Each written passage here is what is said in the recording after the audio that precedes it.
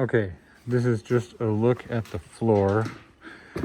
We're using up found objects at this point on the foam. This is like the United Nations of foam.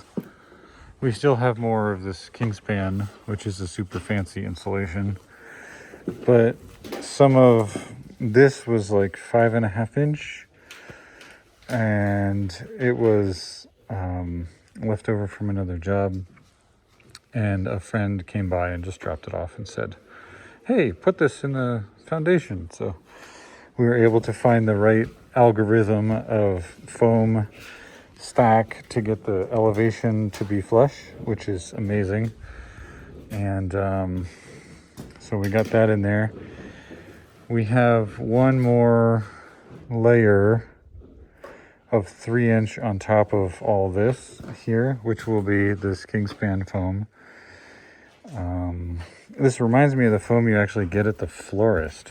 Like, the florist will use a foam like this and they stick flower stems into it. And I think it's actually the same stuff. It's kind of interesting. So it's much more expensive than expanded polystyrene, which I think is this one with the bubbles. The extruded one is no good. The one with the Pink Panther on it from Home Depot, you gotta avoid that one at all costs. And but the one with the little bubbles is kind of okay. It's got a pretty low embodied carbon comparatively. It's closer to cellulose than it is to mineral wool as far as embodied carbon and energy required to create it. So in some ways it's better than mineral wool as far as an embodied carbon standpoint. It's still foam and I hate it. It smells bad when you melt it with the hot knife. And it makes all these BBs all over the job site, which I'm constantly vacuuming up, which I hate. So this is our ERV extraction from the kitchen. It has to be 10 feet away from a cooktop. So we sort of have like 10 air feet going that way. It's a little bit of like a, I don't know. I wish it was a little further away, but that's sort of where it is, I guess. The reason you don't want it too close to the kitchen is because you don't want to pick up grease. This is a vegan household that we're working on here, so it's not the end of the world. From a grease standpoint, there won't be any grease while my friend lives here, at least. So all the air that's being extracted through these pipes back to the ERV in the garage, which I'll show you, is being filtered when it leaves the building. So the grease wouldn't immediately get to the plenum of the ERV, which would be damaging to it.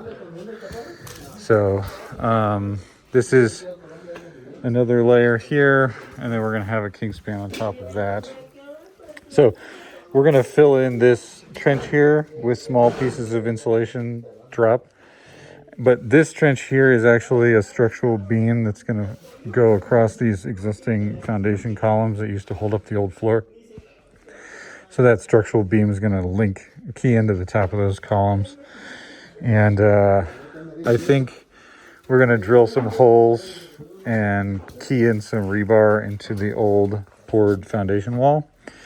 This entire building is on piers, like drilled holes down to rock, because there's expansive clay here, so the whole thing floats anyway.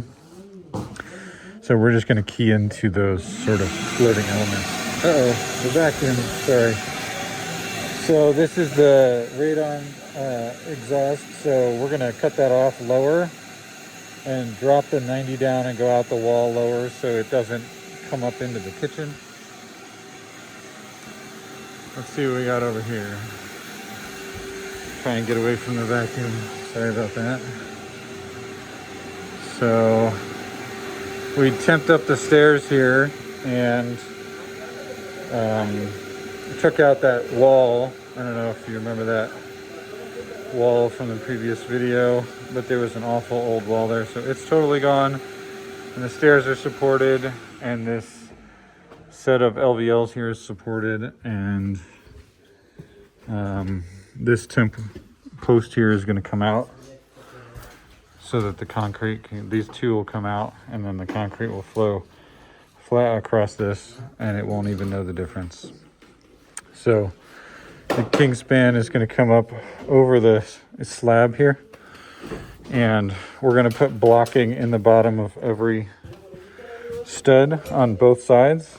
Well, not in this wall, but on both sides, so we can seal the wall to the concrete. And the concrete's going to float up against the wall, but the cavity is going to remain open going down. So what we're doing now is we're tying the air barrier that we put underneath of this foam over here up the concrete wall, which in some cases is an air barrier. And then you can see how this wall has been framed on top of this Vicor. And we're gonna tie into that on this side, and then the guys are attaching to that side over there. So you can see another example of that, where it comes over the top here. And the studs are going through it. So we've encapsulated it, and we can carry that air barrier forward into the rest of the construction. So this is ERV. You can see the terminations of the extraction on this side. So all those big lines coming from the kitchen. Maybe I'm misspeaking. This is the extraction. I'm not really sure. We can figure it out though, because these lines are definitely extraction. So they look like they're going through the far side.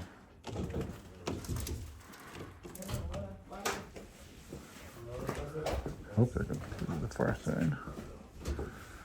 I'm not prepared for this part of the video.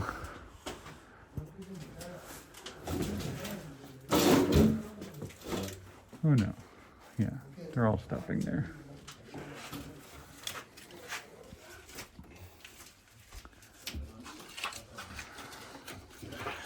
That was terrible zooming work, sorry.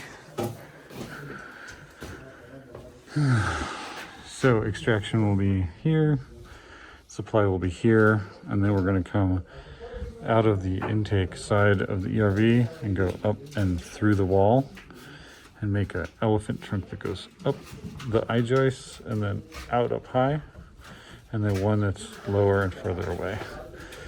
And then the intake and extraction are going to go in the left side here. I don't know which one's which, but one will be the front and one will be the back hole. And I got this 5/8 in this 5/8 sheetrock behind all this stuff, and then we're going to make fireproof 5/8 sheetrock boxes around all this stuff here. So this is the old garage, not a garage now. The pocketing lift slide goes here. So this is going to be living space, not a garage, but we're still fire sealing it with 5/8 sheetrock for good measure.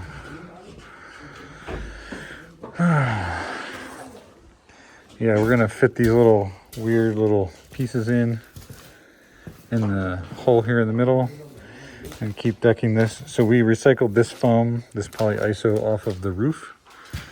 So the building, the original roof is this 3.5 inch thick by whatever that is, 5.5 wide, and it's tongue and groove, old growth Douglas fir. And this was actually the structure you're looking at. So it sat on this wall, and then it sat on this beam, and then it sat on that beam, and then it sat on the beam at the ridge, and then it sat on the wall in the end. And these beams went all the way through the house. This is where the outside used to start. This is the addition here. And that span was the original roof. And there was 1/2 inch layer of that cardboard, black cardboard sort of board insulation stuff from the 60s, and that was the entire roof system. Had shingles on top of that, and then sometime in the 2000s that got taken off and replaced with 2 layers of additional polyiso on top, so for 4 additional inches, and then a piece of 7/16 OSB on top of that, and then new shingles. And then we came in and removed that shingles, and we added an air barrier on top of that, which is the blue Adhero, over the entire roof. And then on top of that, we put 16-inch I-joists, which we're going to fill with dense packed cellulose. So that's going to give us our insulation on the roof. So there's a little bit of polyiso, 4 inches, that's still up there. And then we cut off the overhangs, which were approximately that thick, or that wide. And this is the drop from the overhangs. So this is what we're installing here in the floor, which is a perfectly reasonable material for this position. All of this stuff is inside the building, so there's no moisture here or anything like that to pick up. All of this air barrier here is underneath of this foam, so everything in here is actually inside the building envelope. So should be no moisture anywhere. I have nightmares about floods, so that's something that somebody could consider. I don't personally know what to do about that right now, but this is the insulation system that we're using. I'm also building another structure for myself, and I'm gonna use mineral wool, comfort board 110, if I can ever get it, and I'm gonna put it underneath of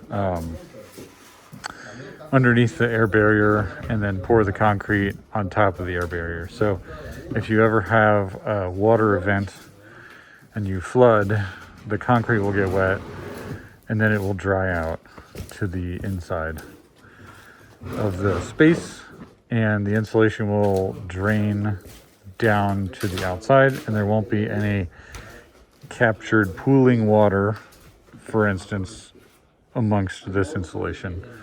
I hope the best for everything, and but I do think about that sometimes. So if you can get the insulation under the air barrier and the concrete directly contacting it, then bulk water would leave, the concrete would dry out, and there would be no trapped moisture. Anyway, you can see the exoseal coming up. I worked on this side where these pipes were. It would really be best to get this done prior to the plumber and the mechanicals guy coming in and putting pipes there. Obviously, get ahead of that. That didn't work out at this time, so we're sneaking it in behind the pipes, and we're successfully landing it behind most of them.